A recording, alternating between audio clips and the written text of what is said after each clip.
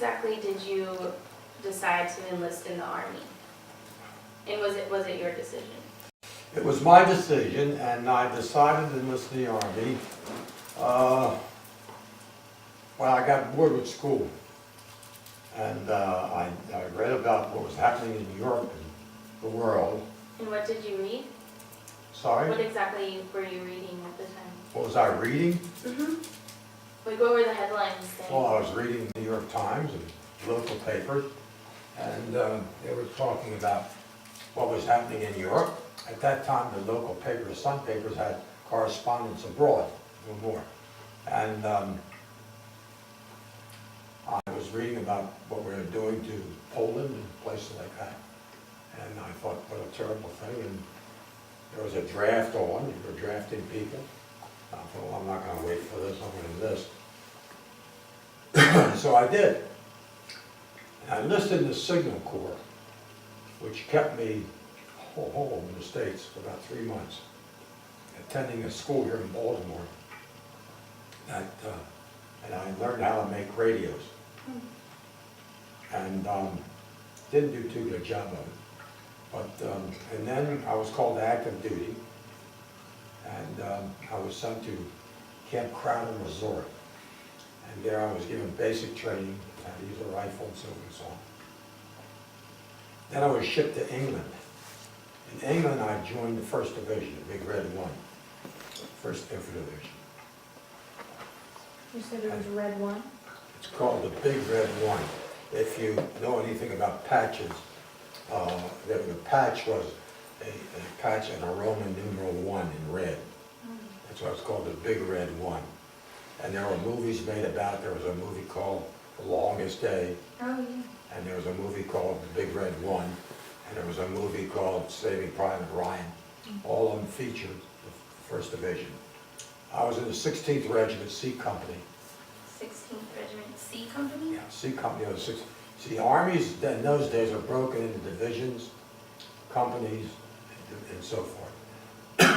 The Army was, the division was the 1st Division, called the 1st Division. Then it was broken down into regiments. The 16th Regiment, the 18th Regiment. I was in the 16th Regiment. A regiment is broken down into companies.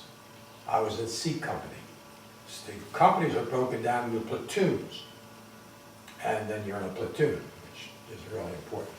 But I am probably, I think, because I've checked it, I think I'm the only survivor of C Company of World War II.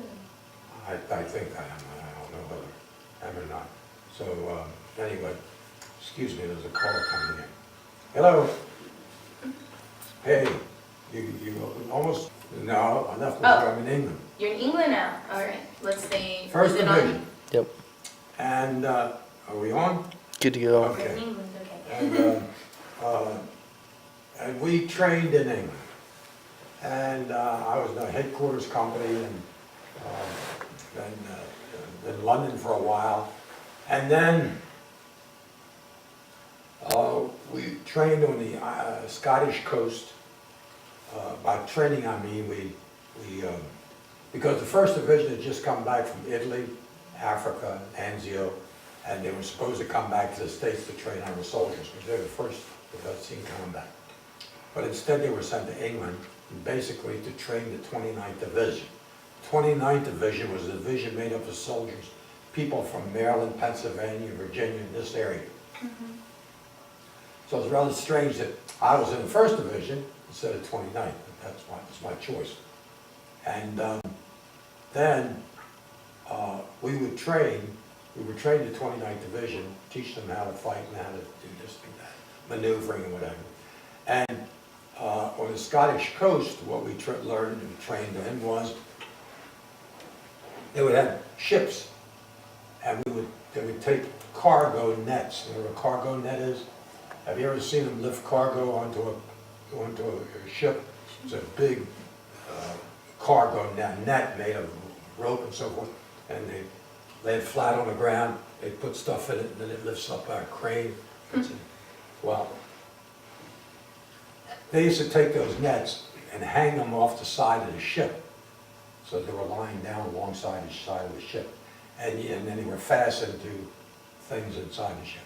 And you had to crawl down that net, hand over hand, foot over foot, into what are called landing craft, Higgins boats. They're called the Higgins boats, named after the man who invented them. And you had to get in that boat, and then that boat took off for wherever you were going. If you see pictures of the South Pacific, they used them a lot. We used them in the invasion of Normandy. And so many times a fellow would come down those nets, and if you slipped, you could slip in the water. You're carrying 120, 130, 140 pounds of weight. If you didn't get out of that weight fast, you'd drown. And a number of guys did drown. Some of them came down, slipped, and fell into the boat, broke their arm or leg or so forth. So we took casualties and weren't anywhere near fighting. And we did that for about 6 months or more. And also, while we're doing that, we're training the 29th Division. And then we were shipped to Weymouth, England. Weymouth, England is on the southeast coast of England. How do you spell Weymouth? W-E-Y-M-O-U-T-H. Weymouth. It's pronounced Weymouth. Okay. And there, we were sequestered. Nothing came in, nothing went out. There were military police, other police around the whole area, and there were literally a couple of million American troops, million, in that area. And we weren't allowed to leave the area or anything else. And what year was this, or what'd you say? 44. 44? 44. 44. What was the invasion? The invasion was June 6, 1944. Yeah. And so we, some things I'll forget, so you have to remind me so, because, you know, it's been a long, long time. Yeah. And we were there, and and there wasn't much you could do, because I don't think the powers that be, generals, wanted the Germans to know what was happening there. Mm. Because in other parts of England, north of England, they had General Patton, and they had factices, it's a French word, facsimiles, factices of tanks made of plastic, and trucks made of plastic and so forth, and they had thousands of troops there. So they were trying to convince the Germans that the invasion was going to take place at the port of Calais, not in Normandy. Mm. The most logical place would be Calais, because much closer to England than Normandy. So one night we were ordered to board ship, and we boarded ship, and we stayed on that ship for almost 3 days. It was terrible. It stink. You know, men hadn't showered or anything, and bathrooms overflowing, what have you. It was terrible. How many men would you say were on the ship? On the ship I was on, maybe 1,000, maybe 1,000. And then about 2 o'clock in the morning, we were sleeping in cots, you know, like hammocks. And we heard this noise, which was unbelievable.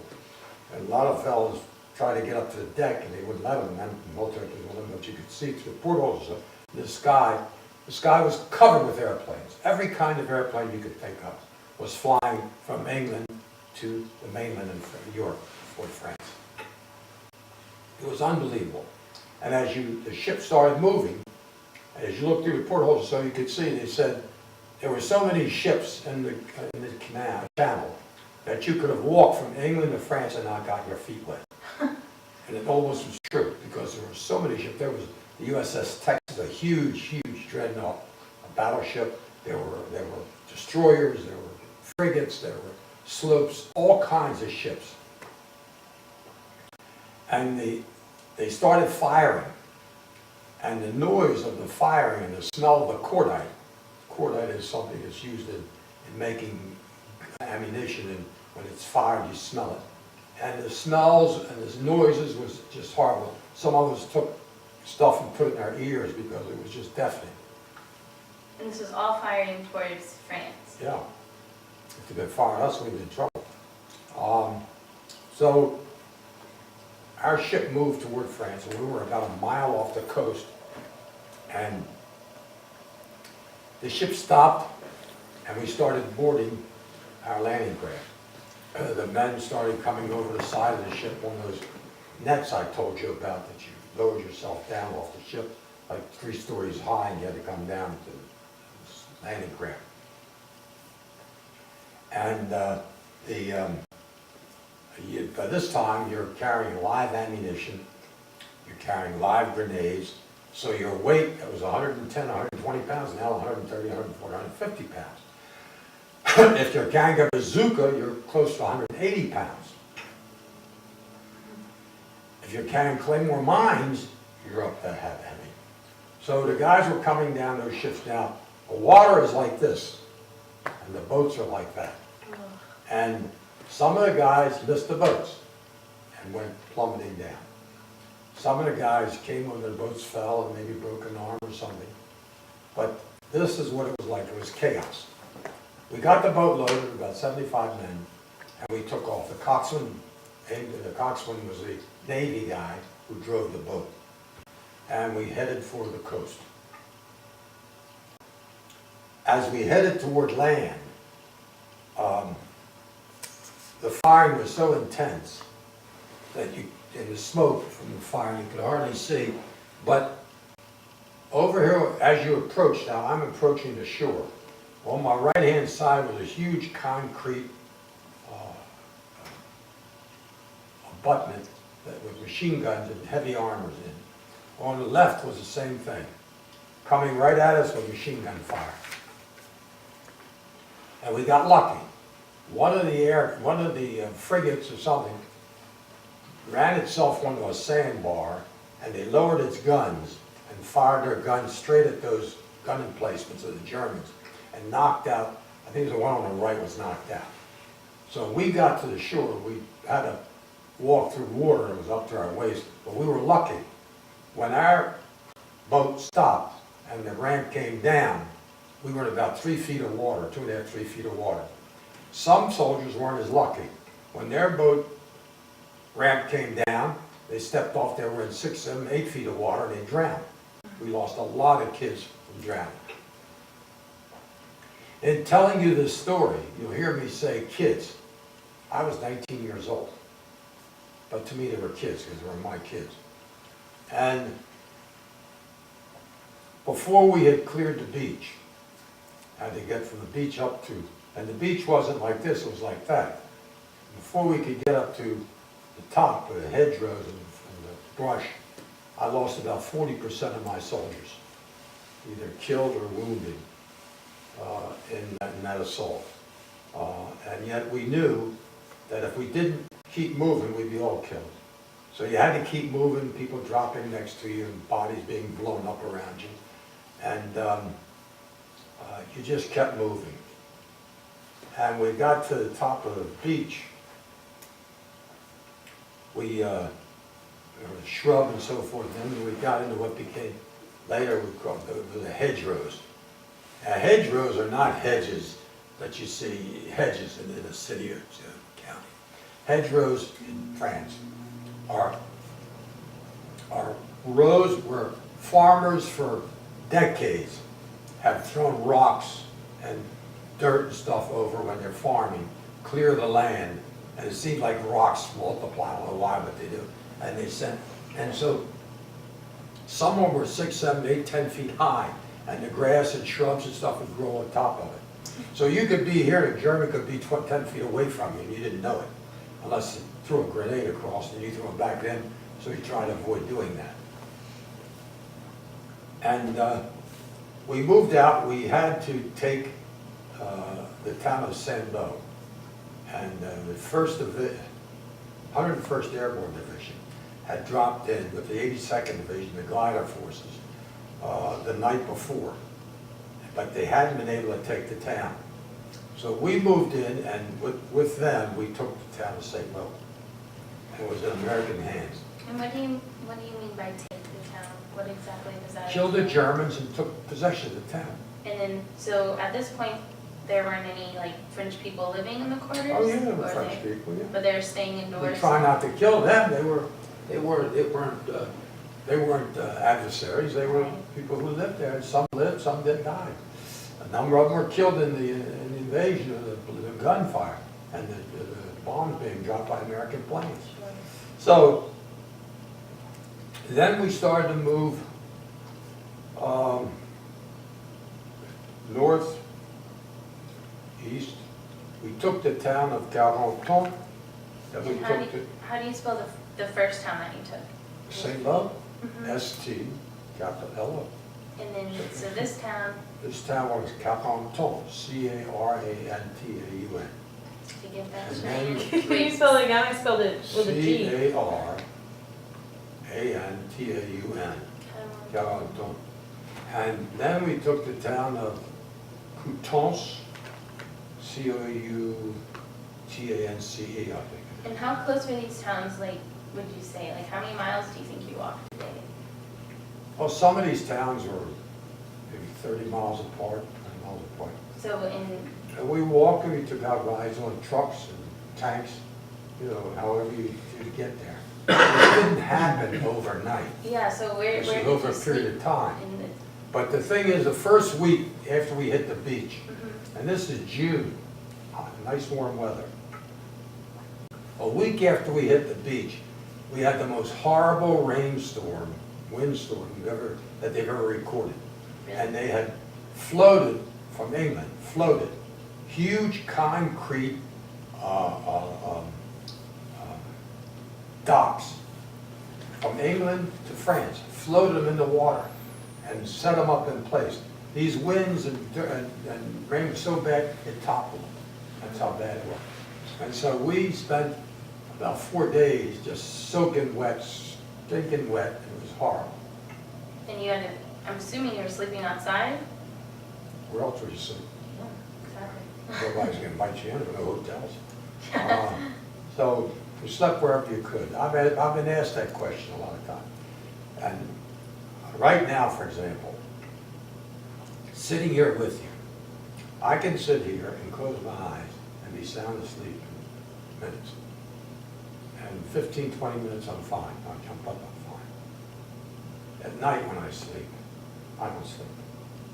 All these years, it's been over 70 years, I sleep for a couple hours, I'm up. I may get on the computer, I may listen to music, then I'll go back to sleep. I'll sleep for a couple hours, I'll get up again. And it's all, I attribute it all to that. Sure. So, it's the same as my eating habits. I can have a bite and go all day and not have anything else until the next day. As long as I have water, as long as I have something to drink, I'm okay. As long as I have liquid, I'm fine. Do you need a drink right now, or? I'm fine. Okay. I've got a loss in my mouth. So, anyway, we fought our way through France and up into Holland. We helped the British there because the British were stuck in Holland. And they had a bad battle up there. And we helped them. And then we fought our way up into Belgium. And we had a horrible, horrible winter. It became known as the Battle of the Bulge. Have you ever heard that term? But the term comes from the fact that the Germans had consolidated their forces and were going to drive through the American forces to the town of Antwerp. If they could take Antwerp, they could stop all supplies coming in for the Allies. And so this was like a bulge in our front. If our front was like this, they had put a bulge in it like that. So we had to stop them from doing that. But it was a horrible winter, snow, cold, ice, it was terrible, freezing. And we didn't have clothes, meaning that we didn't have camouflage clothes, we didn't have. So we used to go into houses, so forth, hotel, whatever, and we'd take the sheets and we'd drape them around us. Because if you didn't, you look like a piece of coal in a snow pile, and the Germans could pick you off just pop. You know, you're so obvious. So we'd wrap sheets around us and we'd found them. And I also had learned to keep my feet dry and my head dry. I hate feet. So I always carried 2 pairs of socks in my helmet. In other words, you don't wear just a helmet. You wear a plastic helmet, and on top of that goes the steel helmet. So I used to put the socks in between them. And when I put that steel down and buckle it here, the socks were in there. So I was able to put on warm socks and dry socks. And we lost a lot of kids up there because of frostbite. We had kids that had their feet cut off, toes, fingers. Not being shot, but just because of the weather. And this, okay, so what year, or a month, sorry, what months were this? The Battle of the Bulge? December, January of 45, I guess. So most of the spring and summer was spent going from France? Normandy up to Belgium. Okay. And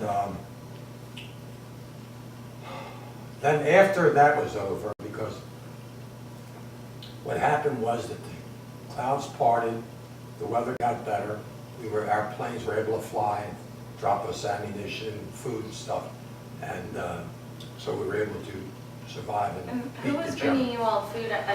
I guess who was bringing you food during the winter? Like, how are you How are we getting food surviving? since they're obviously giving? Well, we had K rations, and we had K rations. You'd have a box about this big, and in it would be maybe 24 cans. No, let me see. Wait. If you had a box of omelets, it would be 24. I think about 24 cans, and a can's about like a can of Campbell's soups or something. Mm-hmm. And you open it, and there was always a can opener in the boxes. You'd open it, and it would be omelets. You could eat it raw, cold, or you could, it was already cooked, you could eat it cold, or you could heat it if you had a way of heating it. It's omelets in a can. They were, huh? There were cans of Spam. There were boxes with oatmeal. You had some water you could put it in. There were bars, this was a big lifesaver. Bars of chocolate, they're about 6 inches long. They were about an inch thick and square, and it was like a piece of rock. If you take a trench knife, you had a canteen of water, and you'd chip off pieces of it. You'd go for a week just eating that and drinking water. And they also had a bar of pressed fruit. Same thing, you chip it off, but you have to have, you couldn't bite it, knock your teeth out. So you chipped it with your knife. And water, you had to have water. So we used to melt snow, and we'd get, they'd send up tank trucks to take water. But that's how we got our food. And but there were some places where you couldn't get food back, so they'd drop it by plane. So at this point, the skies have opened up. And Scott, this was over, maybe you heard about the Battle of where was it? The Battle of Bastogne. The Battle of Bastogne, when the Germans surrounded it, and they asked the general to surrender, and he said, "Nuts to you, I'm not surrendering." And they stayed and fought them off. This was the 82nd Division, Airborne Division. They fought them off until the skies cleared, and they were able to drop supplies to them. They dropped us ammunition, so some of the drops landed in the German area, so the Germans got it. Some landed in our area. So anyway, after that we proceeded northeast, and we came to the town of Aachen, Germany, A-C-H-E-N. A-C-H-E-A-N, Aachen, Germany. And that was a big-sized town. So this must be on the border of Belgium and Germany? This is in Germany, Okay. past the Siegfried Line. Okay. The Germans had a Siegfried Line, which they, the Germans on the inside. And when we got in Aachen, Germany, And this is still 44 in, Almost Yeah. 45. this was 44. 44? This was, no, wait, it must be, if it's still in the winter. wait. just me thinking that. It's okay. It was 40, 44, 44. Yeah, it was the end of winter, 44. It was in February, March, 44. And we went into Aachen, and it was a bigger city than the ones we'd been in. So as we proceeded into the town and into the city, along the roads and the streets, not knowing what we'd expect, we carried a lot of grenades, and we would throw grenades into the buildings, into the house. Just smash a window and throw it into the window. Blue. And we didn't know whether they were children, men, women, dogs, cats. Nobody asked, nobody cared. It was just a matter of cleaning it so nobody would shoot you as you went by or so forth. So we probably killed a lot of innocent people. But at that point, it was survival. So we proceeded north of that, and in those days, we didn't have the equipment you have today in the military. And some of the radios and stuff we used were like from World War I. The original guns we used, the Springfield rifle, was from World War I until we got the Garand rifle, like a semi-automatic rifle. And so, let's see, what was it? So my colonel said, take a recon unit and see what the hell's going on to the east of us. Because, as I say, it was difficult to have contact. Sometimes the radios worked, sometimes they didn't. So we would send out what we call reconnaissance units, recon units. So I took 7 men, a Jeep, and I mounted a 30 caliber machine gun on the Jeep. And on the floor at the bottom of the Jeep, I had sandbags, in case we had a mine or something. It might help to save us. And then I took a half-track. Now the half-track is a big, huge truck-like, but it's all steel. And the back of it, instead of having 4 tires, the back part have tank treads, like on a tank. And the front have regular tires. It's a huge, big, clumsy piece of equipment, but very powerful. And I was able to mount a 50 caliber machine gun on that. And the reason I did that was because if a 50 caliber, if we ran into any aircraft, I could turn it up and use it as an anti-aircraft gun. The 30 caliber wasn't strong enough, but the 50 was. So we took off. And the first night, we slept in the woods. We didn't run into any Germans, nothing at all. And then next morning, about 5 o'clock, after we'd all eaten our K rations, we got in our vehicles and we started moving. And we were in a part of Germany where the town of Weimar is. It's a beautiful part of Germany. And it's the city where Goethe came from, the part of philosophers. And as we're moving, one of my men said to me, Sergeant, what the hell is that smell? He said, it's a horrible odor. And I said, yeah, I know, I smell it too. I don't know what it is. Now, we had been exposed to cattle, horses, human beings who had been killed and lying in the sun and bloated, and then suddenly, boom, the body would explode. Not just from the sun and the heat and the gases that came out, or if you smelled it, it was horrible, just horrible. But this was not the same. This was entirely different. None of us knew what the hell it was. And we made a left turn on this road, in this wooded area, and lo and behold, there was this big, high chimney, a red brick chimney, and white smoke billowing out of it. And as we got closer, the smell became more intense. We turned the corner, made a right turn, and there in front of us, maybe a quarter of a mile, half a mile away, was this fence, huge fence. And I took my glasses and I could see that there was like barbed wire on top, and the fence, it looked like there were 3 fences, 1, 2, I could count on 3 fences, 1, and 2, 3.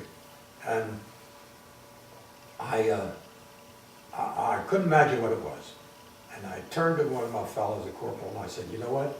I think we're about to liberate a prisoner of war camp. Because up to that point, no one had ever told us there was such a thing as a concentration camp. We didn't know there was a place where they were murdering people and burning people and killing people. We knew nothing about this. Now, prior to our getting there, we could hear artillery fire coming up from the south. And we knew that the First Army, Patton's army, was moving up from the south. So we tried to get in touch with the company. I used the radio I had, and so they would get through a little bit. They said, yeah, the first is coming up on wherever you are, so be careful. So you have to understand something. This place where we were was Buchenwald concentration camp. There's Auschwitz, and there's Dachau, and there's Ravensbrück, and there's Sigebar, and there were dozens of them all over. This is the one in Germany. It was built originally to house political prisoners and political people that were opposed to the Hitler regime. Then it became a killing camp. Now, most of these places, such as Auschwitz, Treblinka, and so forth, Theresienstadt, they're not one camp, but maybe a mile away there may be what is called satellite camps. Now, Buchenwald had, I think it was 3 satellite camps. We were at one of the satellite camps. And when we saw these fencing, and one of my guys said, I think it looks like an entrance up there to the right. And I said, no, we're not going to go up there. We're going through the fence. So I moved the cars around, I put the half track in front, and we plowed right through the fences. Now, through my glasses, I could see movement inside those gates, the fence. I knew there was something was there, but I didn't know what it was. And I still thought it was prisoners of war, American prisoners of war, or French prisoners, American, British, and that's what we were liberating. But they were so emaciated, even through the glasses, that I didn't know what to expect. And these glasses are so that you could see through My binoculars. binoculars. Yeah, they already had well packed. I mean, 9 comms and officers carried binoculars. Mm-hmm. So we plowed through the fence, tore it down, and got inside. We jumped down off of our vehicles. Now you have to understand something. I was then 20 years old, I think, or 21. I forgot, 20, 21. And this was the 11th of April, 1944. And I was 6 feet 2 inches tall. I weighed 185 pounds. I didn't have an ounce of fat on me, and I'd fight at the drop of a pin. And many a fist fight, many a fight I'd get into. I was in great shape. In my hands, I held a carbine. It's a rifle that is all. It carries 30 shots in a clip. I had 60. I used to take the clips like this and put them together, and I'd put tar tape around them, so that when I'd fire, put it automatic and fire 30, I could just pull it out and flip it over and have another 30. Instead of just 30, I had 60. Learn all kinds of tricks. Yeah. I carried a .45 automatic pistol on my hip, and in my boot, I had a razor-sharp knife I could shave with it. That's how sharp it was. That was in my boot. And I'm standing there like this, looking at these, what I thought were people, as they shuffled toward me, making noises and stuff. The stench was horrible. And a little man walked up to me with wooden shoes and his little striped hat in his hand. He looks at me and he said to me in German, "Seid ein Amerikaner Soldat, jawohl?" Well, I understand German because I speak Yiddish. And I said to him, not in German, but in Yiddish, "Jawohl, wir sind Amerikaner Soldaten und ich bin ein Yid." Yes, we're American soldiers and I'm a Jew. He reached over and he grabbed my hands around that gun, and I was sort of petrified He was about 4'10", 4'8". And he looked at me and in Yiddish, not in German, he said to me, "Favos genommen so lang zu kommen." What took you so long to get here? What did he say originally? What took you so long to get? Was hat genommen, favos genommen so lang zu kommen? Don't worry, on the What phone. took you so long to get here? I completely dissolved. I began to cry. Tears were coming down on me because I could only think, he's right. What took us so long to get here? How do we let this happen? I was just completely dissolved. My corporal came over, he said, "What happened? What's the matter?" I said, "It's okay, it's all right, it's okay." I took out a handkerchief, I wiped my eyes and was pulling it in my face, because my mouth and nose, because the stench was so horrible. These people were coming around us, they want to touch us and so forth. And then we made some mistakes. We made a lot of mistakes. One mistake that we made was, we gave them water. Shouldn't have done it. Some of them just collapsed. Some of them, we gave them some of the cans of omelets and they just swallowed it down and collapsed. One I gave him a bar of chocolate to and cut off a piece and was trying to bite it in his teeth. What he had came right out of his mouth. Not false teeth, but his teeth. People died because we didn't know what we were doing. And this little man named Yosef, he took us to a barrack where they lived. You take a room this size, you could put 1,000 people in here. How? They had like bookcases. They were 18 to 20 inches apart. And they slid in there and they slept in there. And they pooped in there and they peed in there and they did everything in there. The stench was horrible. We were in there probably 20 seconds. It was too horrible to even stay in there. We didn't have to go. One of my guys hollers, "Down." And when you're in a line unit and somebody hollers down, you try to burrow into the ground because it either means incoming fire or shelling or something. So we're on the ground, I'm looking, I got my gun in my hand, "What's going on?" He says, "Look." And I looked, and there are piles of bodies stacked next to the buildings. Just piles of bodies. And you can see these bodies moving, and this little man, Yosef, looks at me, and in Yiddish again, he says, "Hoffentlich kein Meure sein in Ratzen was fressen dort." Have no fear, the rats are eating among them. And you can see it, rats like this, eating the bodies. We shot a couple of them that you couldn't kill them. And that night,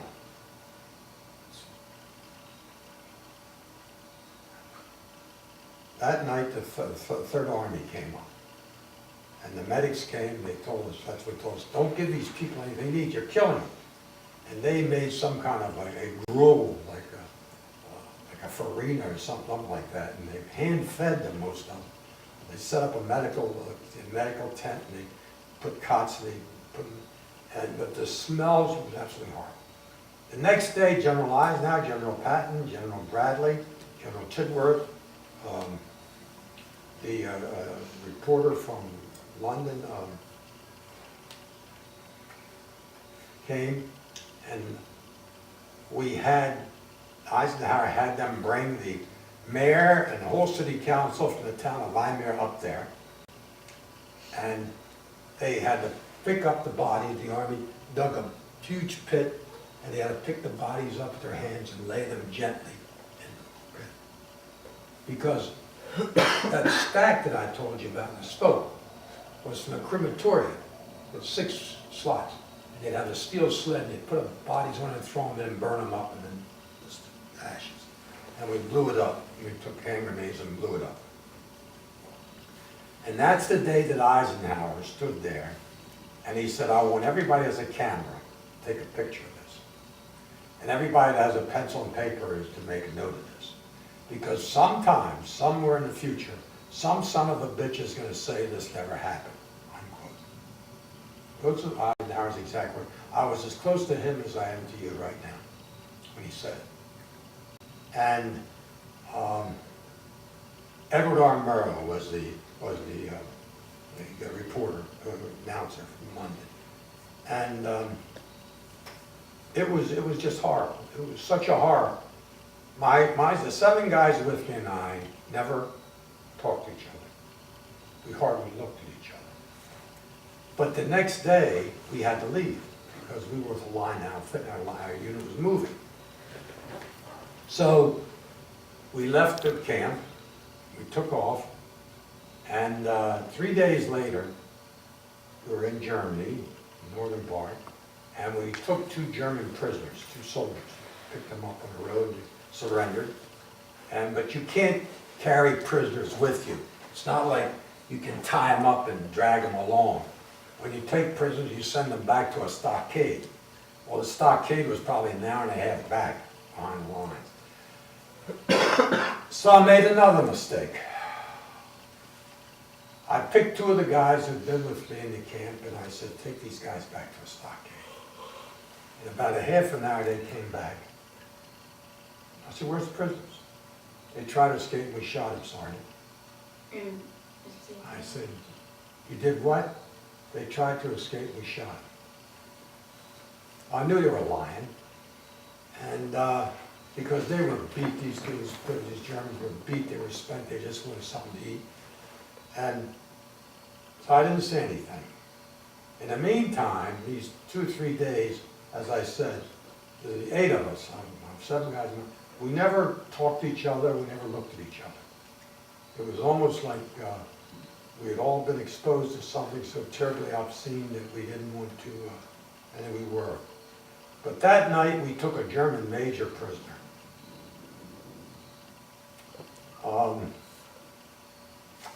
They brought him up to me, and I said to him, do you speak English? He says, jawohl. I said, good. You're my prisoner. I'm in command here. My name is Solomon Goldstein. I'm a Master Sergeant in the United States Army, and I'm a Jew. He looked at me and he went, verdammte Judenschwein. He spit right in my face. My leg came up, and a knife came out of my hand, and I cut him from here to here. And we threw him in the woods. I tell you that, and when I tell the story, I tell it. Because I'm not proud of it. Again, a mistake. I didn't have to do that. I could have hit him with my fist. I could have kicked him. I could have hit him with a rifle butt. I didn't have to kill him. But as the years have gone by, I've tried to understand why I did what I did. And the only thing that I can think of is that I was so scared, frightened, that he was going to put me in that camp with those people, and I was going to be one of them, either ending up in a crematory or crawling around on the ground looking for something to eat. And that's why I did it. Now, that may be an excuse, and I may be saying that to